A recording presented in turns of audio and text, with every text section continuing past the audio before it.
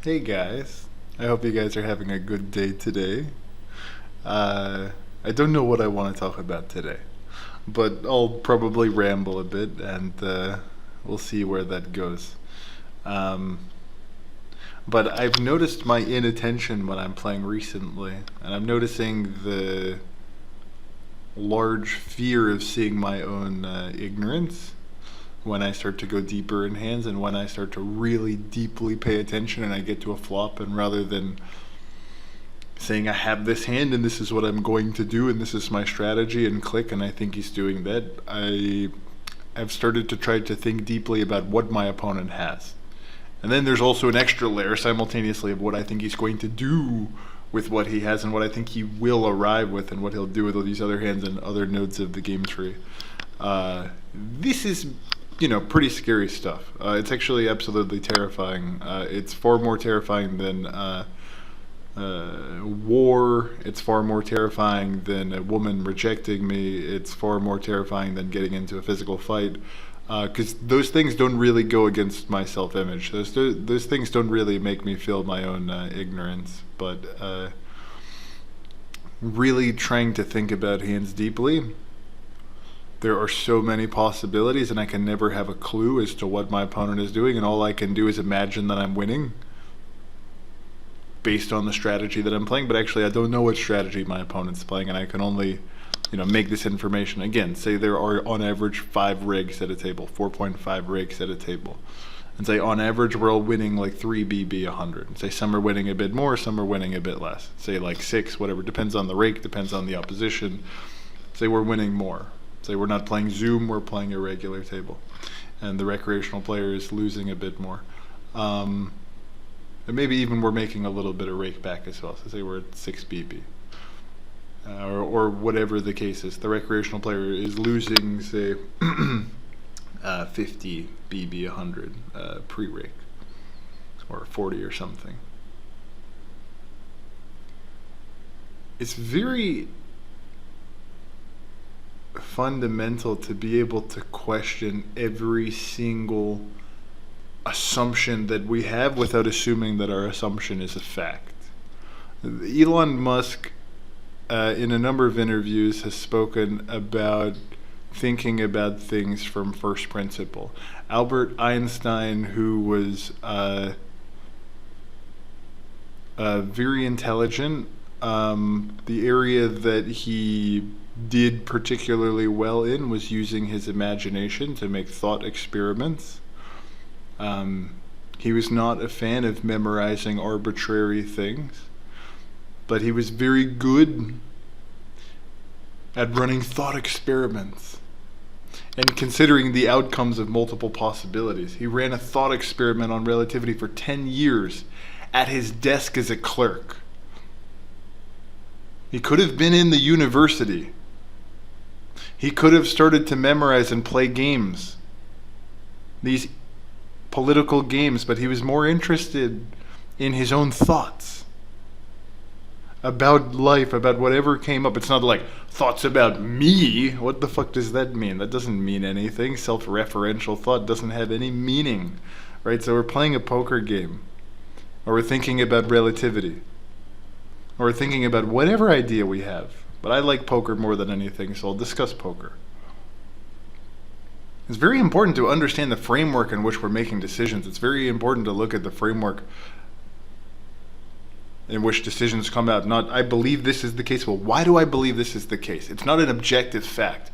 Our knowledge is only a function of what's gone into our brain previously. There's no objective reality that we just magically have, right? So we get born and we don't have this mental model of the world. In reality, if we look at a mirror, we don't even know that it's us because we have this undifferentiated awareness. We're not like looking at a mirror and then hallucinating on top of the mirror and saying, wow, this is me. We're just simply saying reality. And then as we get older, we develop this thing called a sense of self. So other animals do not have a sense of self, a separate sense of self from existence in the way that the ego is developed. So rather than being able to look at information in a very cold and calculated way, in the way that we would look at a hand history of 2 players that we don't know anything about, and we say, well, I think most people probably do this, most people do that. The problem is that when we get in hand, it's very hard to think about the other person's perspective objectively without our presuppositions as to the meaning relative to what we currently have. And there's a very large underlying thought process that exists in my psyche which rewards me in terms of, I wouldn't necessarily say dopamine. I don't even know what dopamine means. See, I'm just taking a random word. I've never touched a dopamine before, and I've not done enough research on this to have much authority. But say I'm simply talking about the reward center of feeling good. And then I'm imagining words and trying to make myself sound a little bit official using some big words like dopamine. Receptors. I don't fucking know, right? I don't know how the brain communicates. And I don't have the capacity to know, because the knowledge that I would be given would be borrowed by someone else's words. And those words that I would get out of a textbook or someone's mouth, I would create an image of that.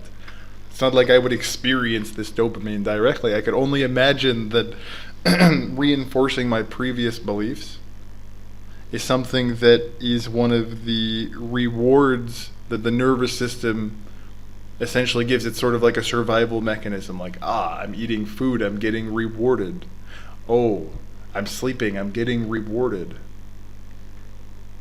But the brain is so vast and so complex and has such a extraordinary capacity to compute. The capacity of the brain is absolutely astonishing. And I will be going into many, many examples about the way that the brain works and the astonishing facts of the way that the brain can function when it starts to understand reality through a sort of perception that sees things mutually arising instead of cause and effect. And cause and effect mostly is the perception of most human beings, because we live in a society that functions off of cause and effect. So we're driving a car and we get into an accident, and in reality, like, you cannot just say, like, the reason why I hit this car is because of this. Like, that doesn't have any meaning, because you're simply like taking one very isolated incident. Ooh, my friend is calling me. One moment. I'm so sorry. I need to answer this. So the tool that we use in poker to be able to convey ideas as human beings is language. Not to say that other animals don't communicate with different types of language. Certainly insects like bees and ants know how to communicate in quite sophisticated ways, actually. They're able to kind of talk about like where food is, and I'm not sure if they're able to communicate about predators, but certainly they're able to communicate about like which flowers are good, what area there's sugar, etc. But these are not like vocal languages.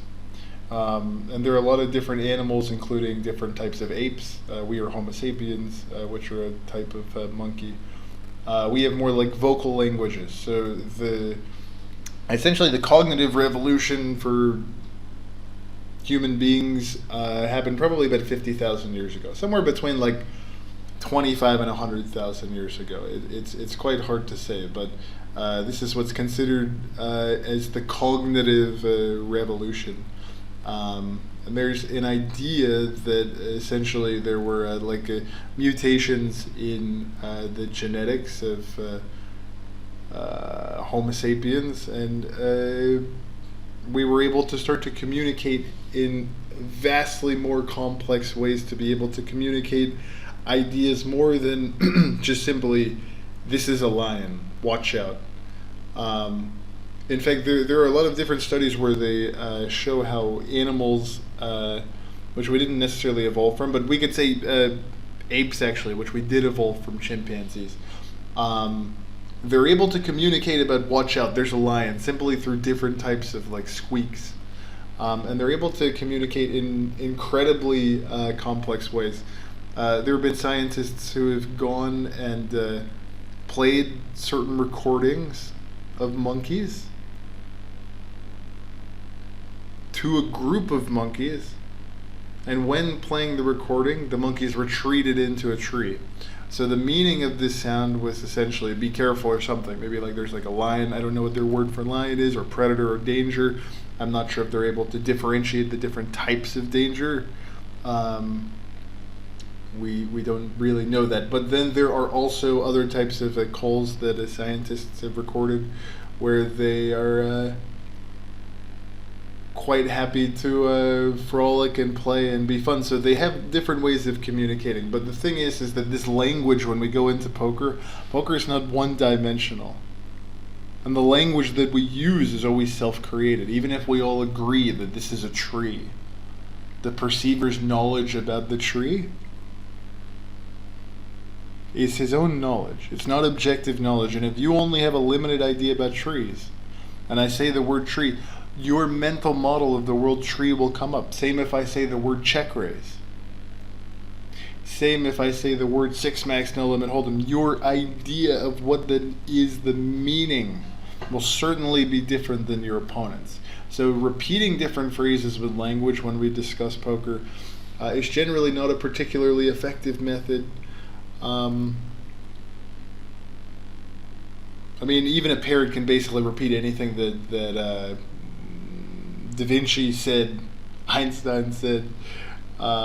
It's even able to make, like siren sounds. Roo, roo, roo. Parrots are very intelligent. They're able to mimic very well. And human beings often have the assumption that because we all agree upon this language about poker, this is what we're doing, and other people use the same language, and this is the language that we use when we are playing hand histories. We are able to convince ourselves that because we use the same language as very strong players, that we also have this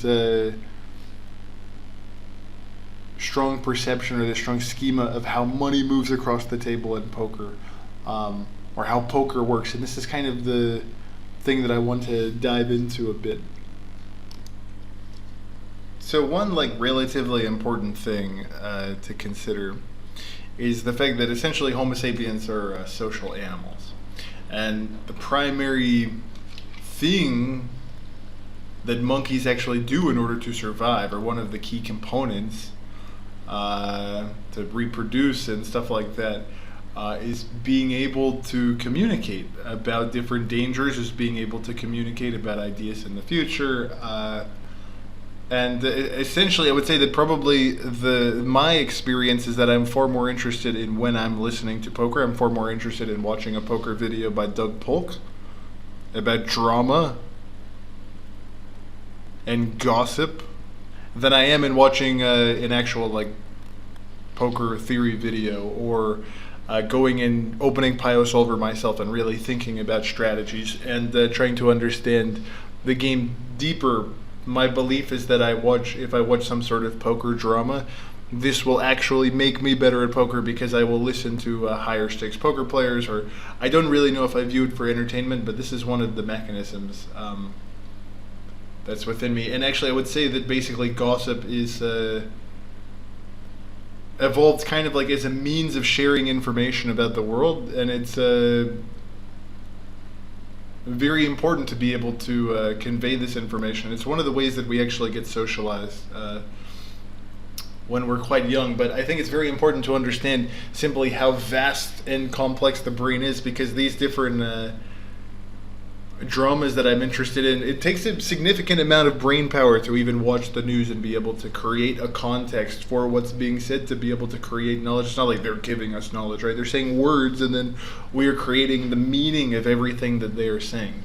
The amount of information that someone has to actually obtain and store in order to track and think about the ever-changing, say, relationships of different poker players in the community having a drama with dozens of people. I don't want to say hundreds, but dozens of strong, famous people, and I know a lot of their names, and I know facts about them. It's unbelievable the amount of mental brain power that it actually takes to be able to consider all this information.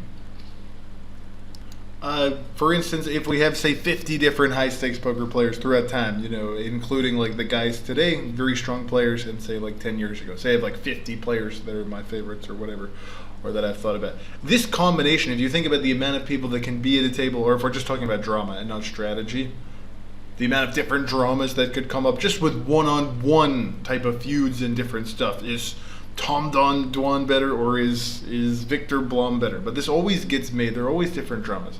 You get like thousands of combinations when you add multiple people at the same table.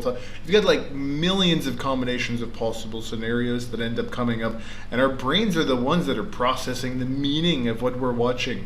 Someone gets angry and we're like, what does this anger mean relative to our model of the world? The complexity that the brain has, or the capacity to take in information socially and make decisions with this in our social world, is absolutely astonishing. And I want to say that this capacity is also possible in strategic decision making, but it requires a large, I don't want to say a paradigm shift. I would like to say like a shift in Gestalt. The word Gestalt, we could say, would mean, I don't know how I would describe it, but I would say sort of like our perception of what's important changes, our entire perception of what we're seeing, the meaning changes. I don't know if that's a great definition. I could probably Google it, but I'm a little bit lazy. But our entire focus from saying being interested in beating our opponent or memorizing GT or whatever, it has to change fundamentally into just pure strategy, not really much self-referential thought, not much confirming whether or not this is good compared to my old model. What do I think? How do I reaffirm my current ideas? In fact, often it's really quite detrimental to be doing this. Very often we need to just be in the moment and hand read and think very deeply about what is going on. But there are so many variables in poker, and all of the EV always comes out at the leaves. All the money, the payoffs are at the leaves. Leaves meaning that you get paid when you fucking get to the river and you show down, or someone bets and someone folds, and then the pot is won that way. So understand, when the pots get big, this is where the decisions really matter. If you think that your c-bet 1/3 makes much of a difference, it makes a difference, but it's mostly making a difference because you're leading your opponents into different parts of the game tree that they're unfamiliar with. We're not simply getting to a flop and saying, we're going to bet 1/3 with this hand. Absolutely not. We're getting to the flop, we're getting pre-flop and saying, how does this player play? What are his tendencies post-flop? Is he going to realize that we are RFIing too much and then realize that we're too wide and realize that we're barely, like, does he understand his tendencies? Well, no, he's probably not aware of what he's doing because he's focused on what we're doing. Well, what are we doing that's exploitable? What is he going to try to exploit in us? Is he aware that we're thinking about that? There's so much going on within a poker hand. I think that the tendency for poker players is often to, like, when studying, there's a sense of community. Now, certainly there are some people that are very intelligent that when they're studying, they're just going to training sites and they are watching videos and they're not interested in the different gossip. But if you look at most human communication, whether it's emails, phone calls, television, I mean, I don't know if people make newspapers anymore, but say newspaper columns, this sort of thing, the majority of it actually is just a gossip, and it comes to us very naturally because our language is actually made for this sort of thing. Excuse me, I just got someone just sat at my table and I need to play them. I will be right back. So something that we'll end up seeing in poker is that often in study groups or even in videos, we'll see people talking about other people and their character and their morality and what they like about them, what they don't like about them, but this has absolutely nothing to do with poker strategy. This is essentially like the mechanism in the mind which increases its sense of self by talking about other people. And it's a good strategy actually within a society at some level to give information about this person is a cheater, this person fixed my car and he did a bad job and he said there was a bunch of shit wrong with it, and actually there was not a bunch of shit wrong with it, so he should not have said this. And now we let our neighbors know that we're not going to go there. So it's very useful, it's very utilitarian. But what often happens, even I'll give you an example of like very strong intellectuals, right? And say you have a bunch of professors that are of history in the department, they go eat lunch or something, in their coffee breaks, I don't think that they're talking about, say, like, why is it that Adolf Hitler was so silly, but he was able to infiltrate the most intelligent country in the world at that time and convince them of all of this nonsense, right? They're not talking about this kind of stuff.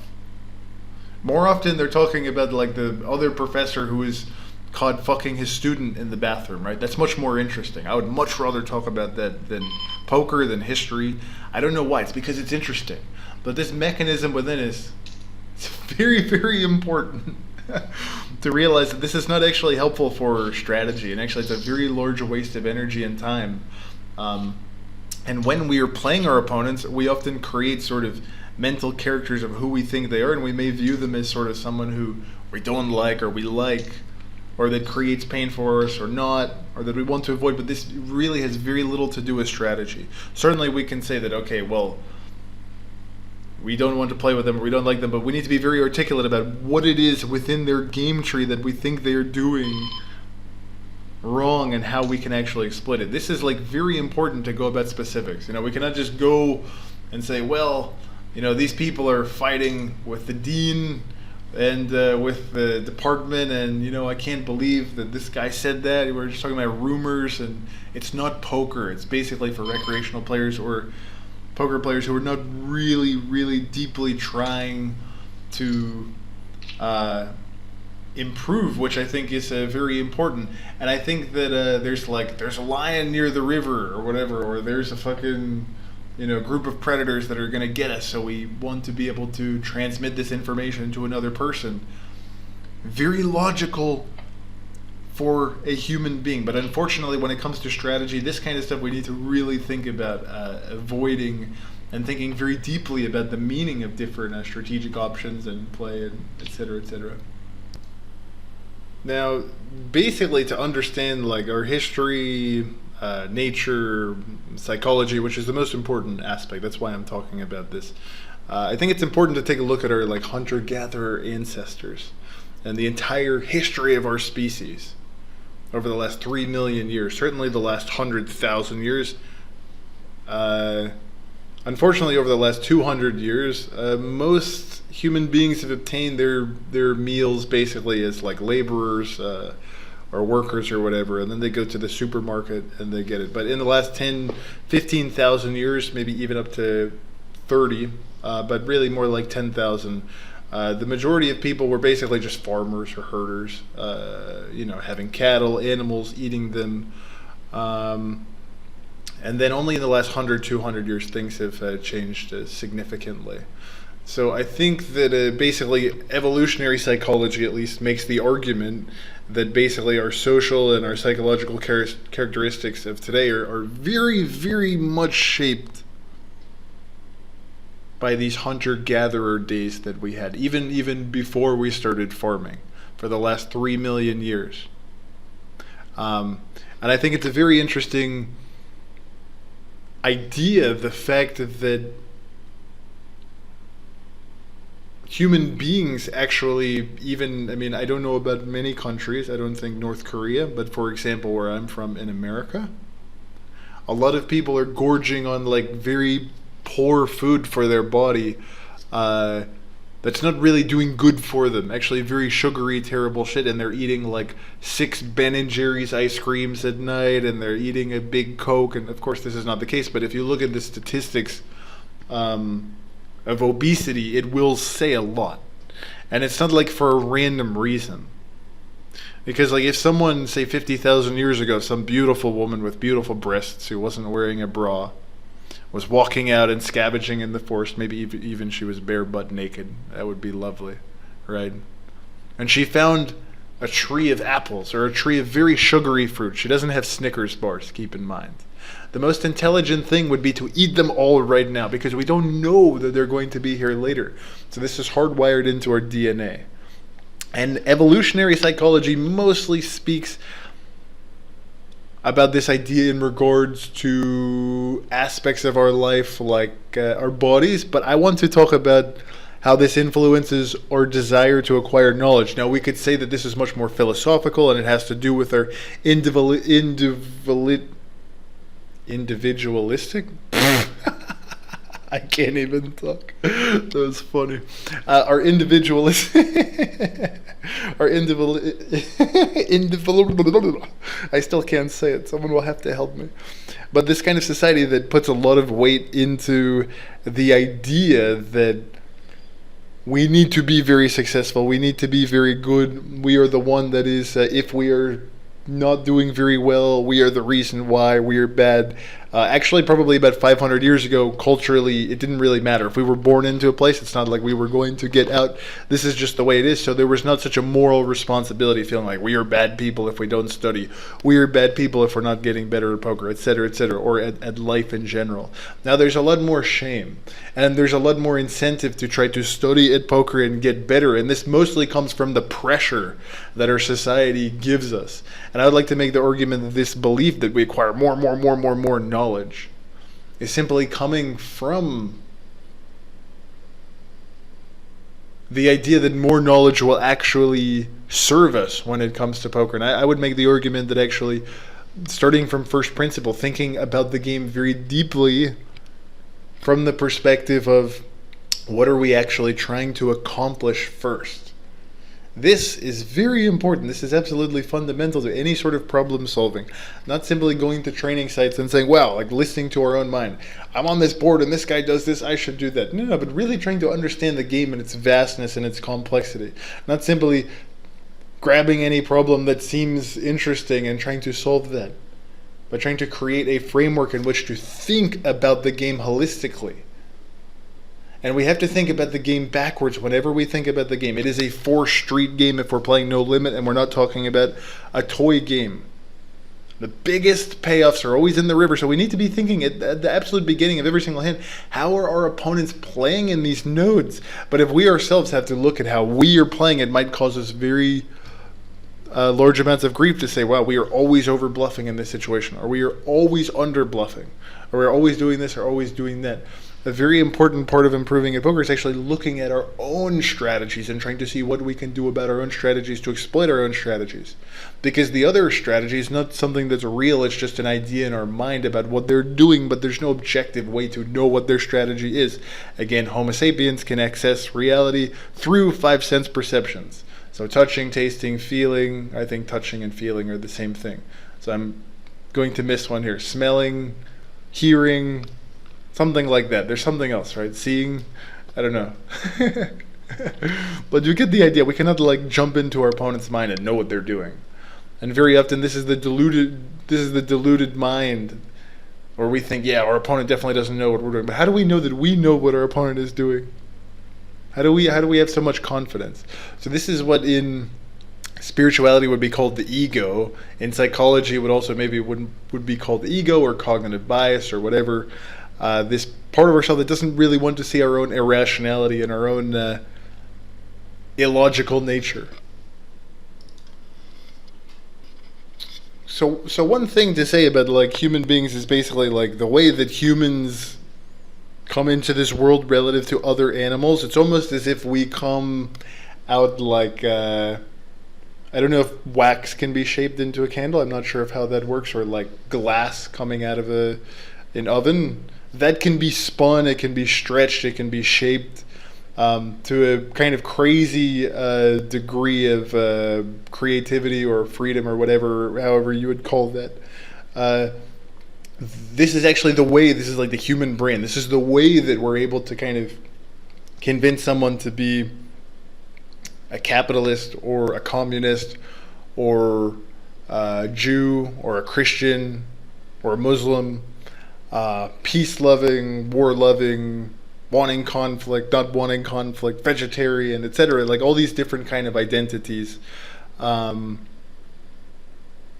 We often assume that like this really big brain, this large tool, which certainly has great superior learning abilities, and we have great complex social structures where we're able to understand the psychology of ourselves and people quite well. It seems self-evident that this is very beneficial at some level, certainly for something like poker, right? But the problem is that looking back at history, over the last, say, 2 million years that we were evolving, actually we were basically in terror constantly of predators. So these kind of fight or flight responses within our nervous system that were giving us alarm bells were constantly hijacking us and giving us the meaning. And actually in terms of the way that we see reality, we don't see reality. And I would like to make the argument, this is a very interesting argument. So I'm going to take a little bit of time and pause this and think about this before I spit it out, and I'll try to think about putting it in a way that is better than the way I have it in my mind currently. So I'm having a little bit of trouble thinking of how to put what I want to put into words, but the point is that we are seeing our vision, what we know, our knowledge, our perception of poker is not necessarily what it actually is in reality.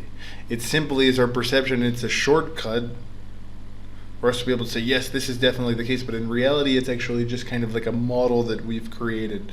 There is a very good book, I cannot quite remember the name, I think it's called A Case Against Reality, which I liked quite a bit. I would absolutely suggest it.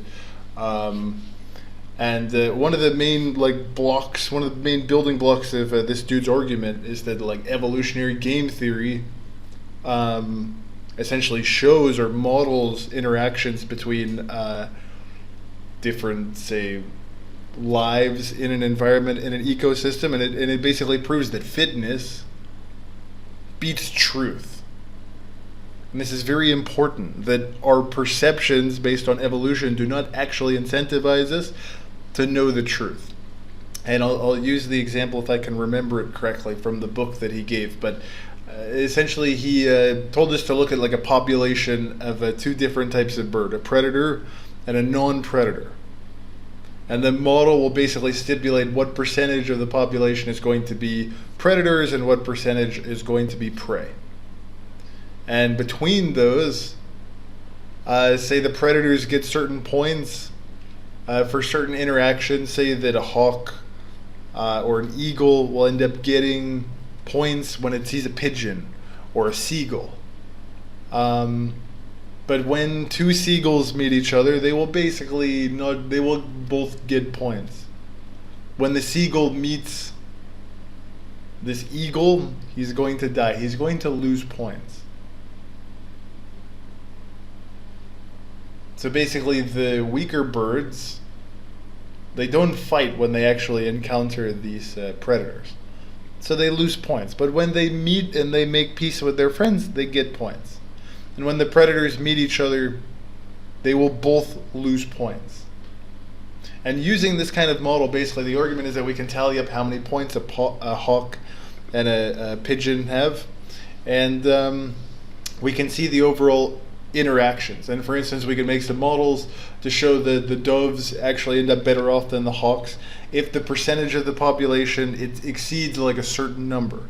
But the same model also shows that the hawks fare much better than the doves if the percentage of hawks is also lower than a certain number, because there would be more ability for the animals to be able to eat. The animals at the top of the food chain, while they don't have predators, they actually have a very difficult job in terms of actually being able to get food.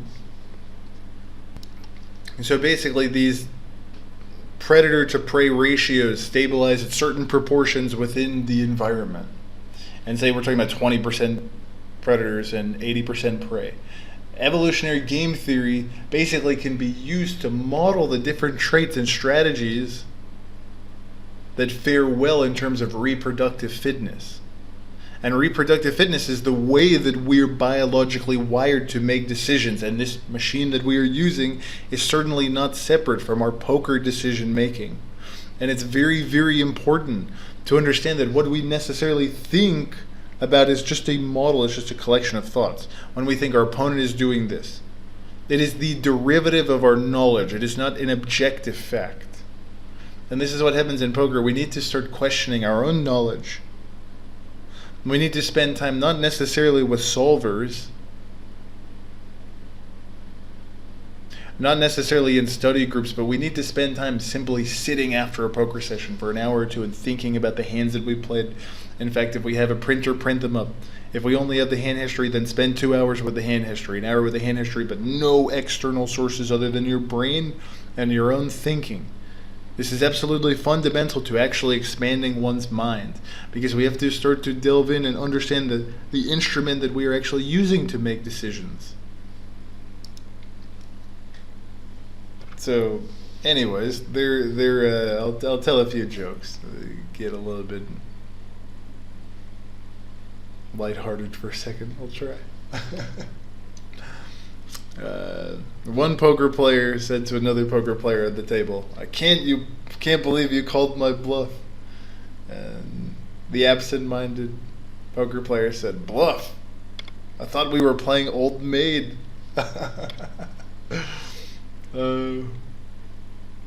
And another joke, "You raise with a 7 and a 2. And the guy said, "Well, 7 is the lucky number, right? Or is it 2? I don't know." A little bit silly jokes. But basically the point is that we have to think about our own absent-mindedness at the table. And this in and of itself will create some sort of attentiveness. There's a method called concentration meditation where we focus on one particular object and we concentrate on that. That's not necessarily the best method for enlightenment, self-realization, but in terms of actually being able to focus on poker and not having so many different things come up and then we just choose an answer right there, I think concentration meditation can be a fairly reasonable strategy when it comes to kind of expanding our mind. But say, what happens when we end up getting 3-bet 3 times in a row? Like, what actually is going on in our mind? Has our emotional system changed? Does some sort of memory arise from when this happened before and we assign a meaning based on a memory of how this happened in the past, of how that guy definitely had it, and a memory how he was bluffing, and now we want to make a decision that changes from our general perception of what's going on simply because we get 3-bet 3 times in a row? Have we considered, what is our opponent's perception of our perception? Have we considered the general ways that we normally react in this situation? Do we think our opponents understand how we react in these situations? It's not only this situation that we react. If we are somewhat of a non-believer and we are often stationy, it may give our opponents knowledge that this is our general tendency, and we may not be able to see it. We may simply think that everybody's bluffing us, and now our opponent has that information, and the fourth time he's definitely not going to be bluffing. Not us. Now, if we were very believer-ish, if we were like, yes, we make folds, we're proud of this, whatever. Obviously, it's very much based on the context, the situation, so I'm being very general. But actually, I'm not being so general because there often is a player and he will be weighted one way or another, where he's more stationary or he's more foldy. And you can make the argument, yes, it depends on the street, depends on the texture, depends on his perception of how he values hands. Absolutely, but it's a very general thing, which of course nothing general is ever true, including this. But it does actually help us a little bit. And this is kind of important when we start to think about strategy. We need to start to understand how we are perceived. But the mind cannot see itself. The eye cannot see itself. And we cannot simply see the appearance of something and assume that it is the case. We should be like Lao Tzu. And Lao Tzu taught the water course way, basically. And in poker, we have to be like water. Lao Tzu once said something like, we should be like water. Flowing, fluid, fresh, always moving toward the ocean. And one should be like water, soft, feminine, receptive, loving, nonviolent, etc. These kind of characteristics. And one should not be like a rock. A rock appears to be very strong, and the water appears to be very weak. But we cannot take those appearances at face value, because the appearance is simply given to us by the knowledge that we have, and the knowledge is based on the context.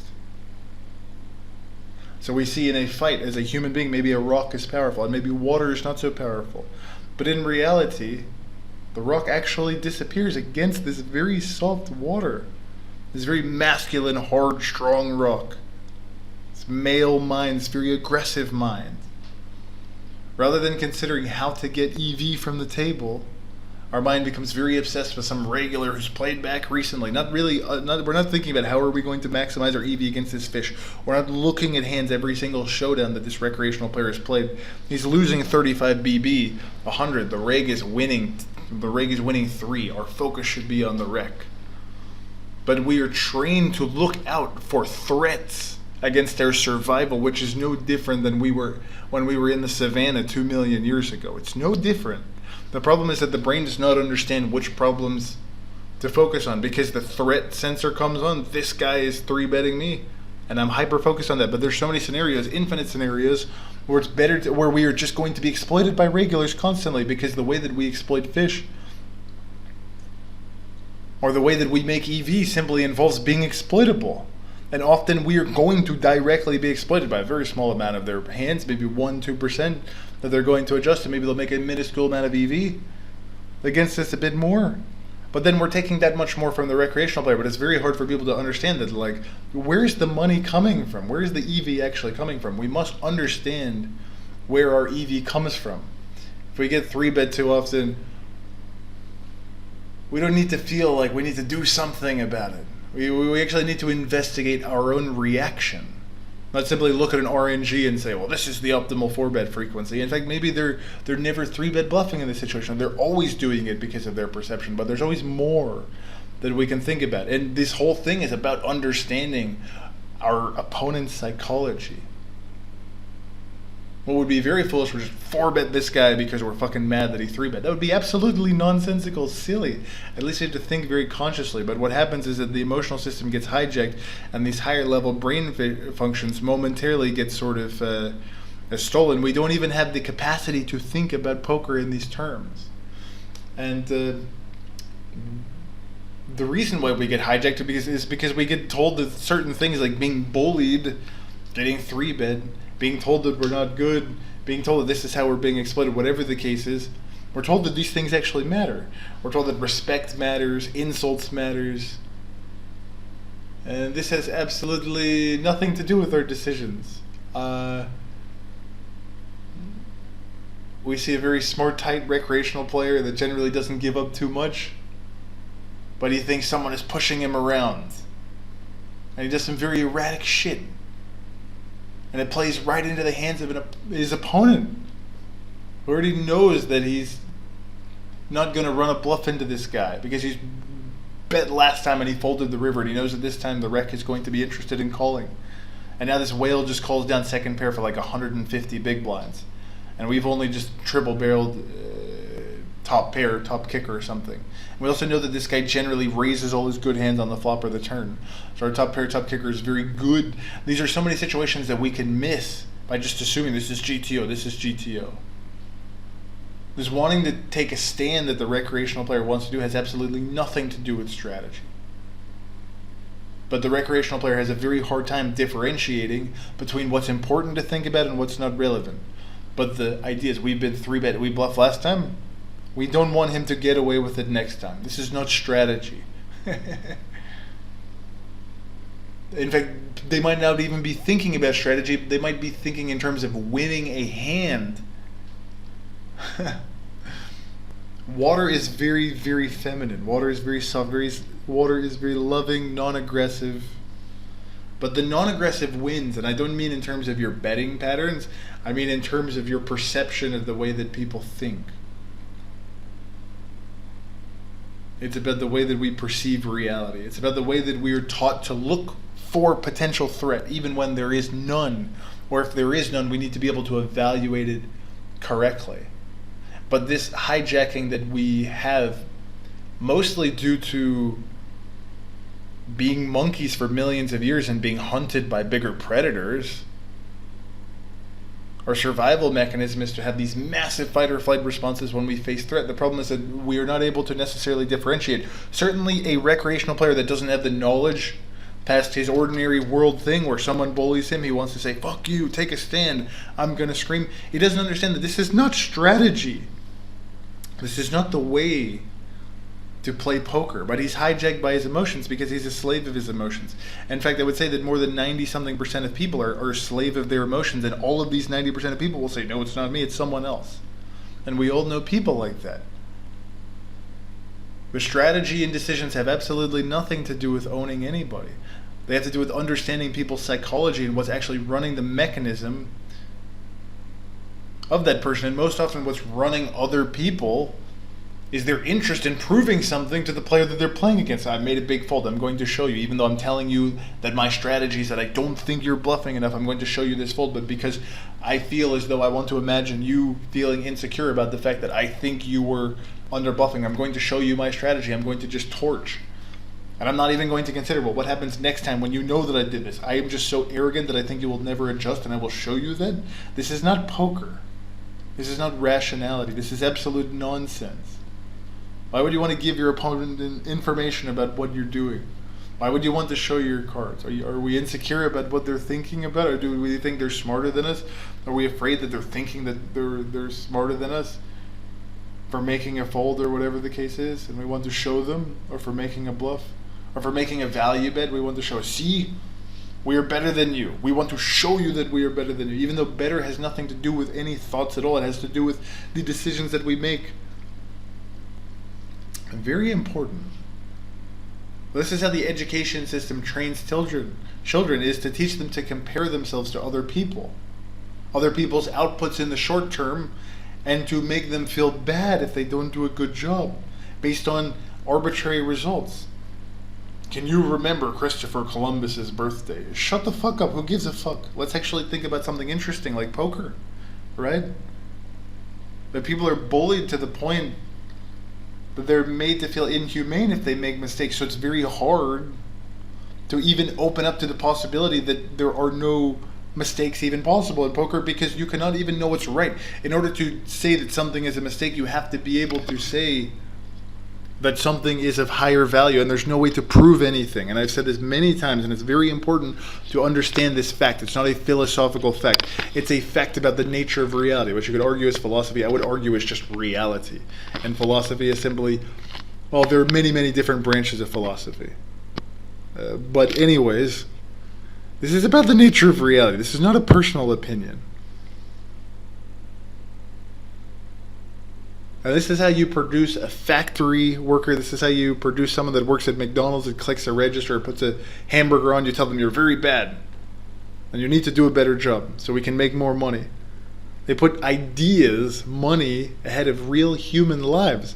But the mind has a very hard time differentiating between human bodies, emotions, real people, and then ideas. Unfortunately, we live in this society.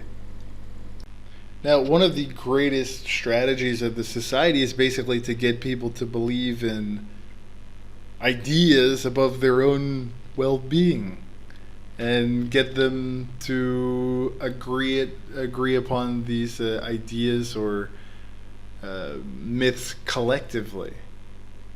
And basically to have a large-scale human cooperation, whether it's modern or medieval in the church or in whatever other religions that we had, or an ancient city, some kind of tribe a long time ago with the Aboriginals or the Native Americans. It's always rooted in some sort of myths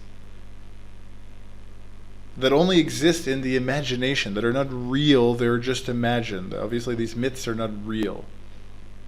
So churches are rooted in like myths of like gods that are separate from you, which is not true. You're not separate from God. You're one with God. It's just a function of whether you've realized that, whether you found consciousness or not. But anyways, two Catholics, they've never met, can go anywhere on a crusade and kill millions of people, and it's perfectly fine. Or they can go put money into the basket and give it to charity for people that have cancer, because they both have this common idea together. But most states, most nations are basically rooted in some sort of nationalistic idea. America is a very good country. We go and kill all the Indians. We go rape the entire world. We steal everybody's money, but anybody, it's like these kind of nonsensical myths about our homeland, about our justice system, are absolutely nonsense. For instance, two lawyers can get together. They have never met. They have nothing to do with each other than their profession.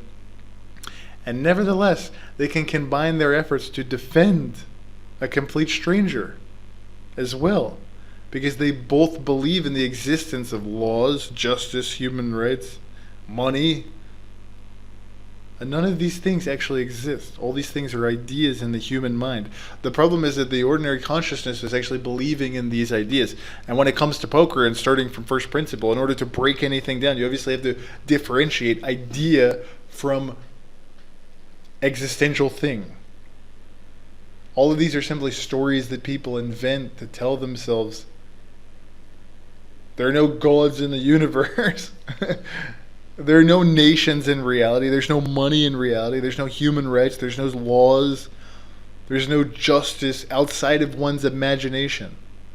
And obviously these imagined things are all a function of whatever the individual is conditioned with. So if you're in a society 3,000 years ago where women are slaves, people of a certain ethnicity are slaves or nationality, etc., well, if you don't believe in this, you're fucking bad, you're evil. Right now we think we're so good. Absolute nonsense. There's no difference. We are simply delusional Homo sapiens. And our brains need to actually be able to expand and realize this fact. To realize that we are believing in a whole bunch of nonsensical things that are not real. But people can easily understand that primitive people cement their social order, say, by believing in ghosts or spirits and gravity, like saying, oh, I'm going to meet at the full moon, and it's going to make some difference because my body is 70% water. And what controls the water? The moon. So I'm going to believe that this has some influence. These people are dreaming. In fact, even modern business people, lawyers, are really the most powerful sorcerers. Because the difference between them and like tribal shamans is that modern lawyers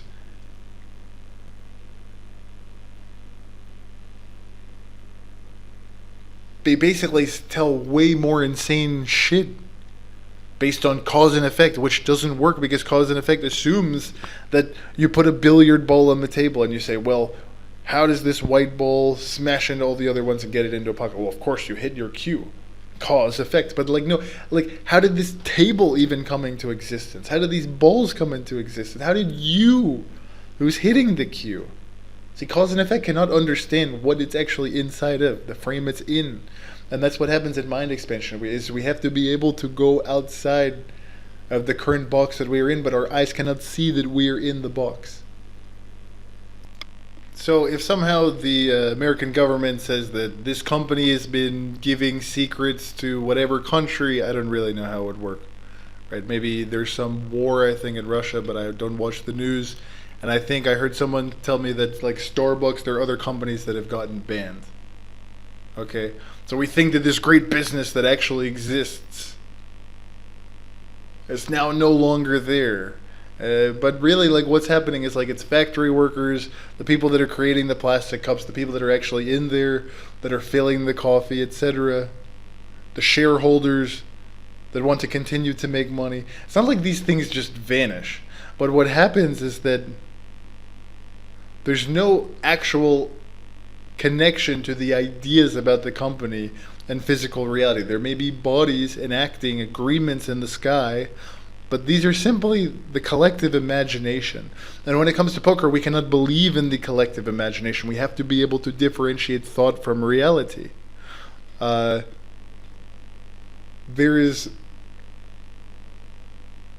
a lot that can be said about the ways that laws in one country people behave in and they believe in, and they say, yes, these are real laws, but all that exists are trees, cars, airplanes, squirrels, the grass. These laws don't exist, but they're in agreement. But you see, we know the laws that we're potentially going to violate, and we know not to do them. We know that when we go to another country, if we've thought about this, they may have different laws, and we want to be careful. So these collective agreements that we take on, very important to be conscious of the fact that they are simply agreements in the sky. Yet our nervous system understands this, and we don't need to consciously think about this because we are so intelligent. A long time ago, when someone wanted to set up a business, very often what they would do is say they would have a skill, they'd prove I'm capable of doing this skill. They would go to a lender, they would borrow money, they would try to do this business, and if they did not succeed, They would either go to debtor's prison or they would have to work off their debt. A number of people were sold into slavery. A lot of Caucasian people from England were sold as slaves into America. And not necessarily only sold as slaves, many of them were not, but they were transported to America to help because they were debtors. Something that we do to now, which we collectively imagine is the existence of limited liability companies, which now you cannot sue the person who messed up and who got the loan. It's the company's fault, which is fine, whatever, it doesn't matter. But it's understanding that these companies were legally independent of the people who actually set them up, invested the money in them, managed them.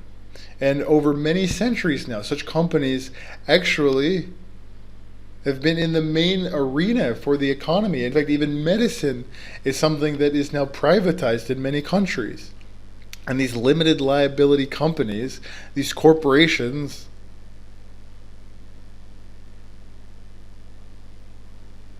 are simply a collection of ideas. There's no one even responsible at the end.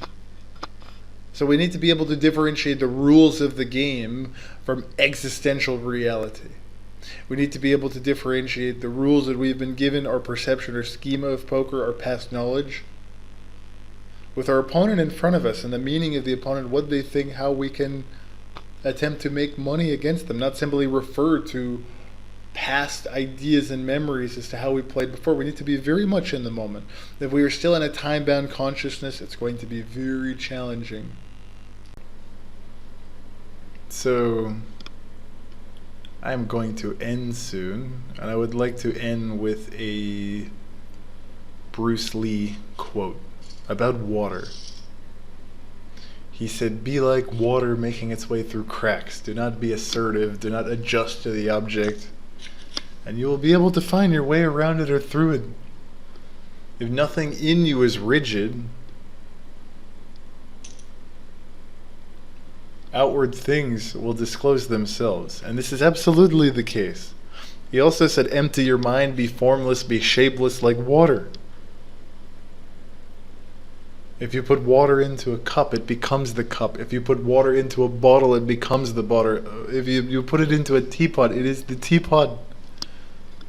Water can flow, it can crash. Be water, my friend. This is what Bruce Lee said.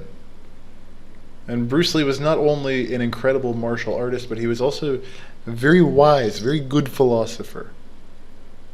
Very small man, but stronger than anybody. That's because he sharpened his axe before he chopped his wood. He was very intelligent. He sharpened his knife. And in poker, our knife is our consciousness. So I love you all so much, and I will speak with you all very soon. Thank you so much for joining me today.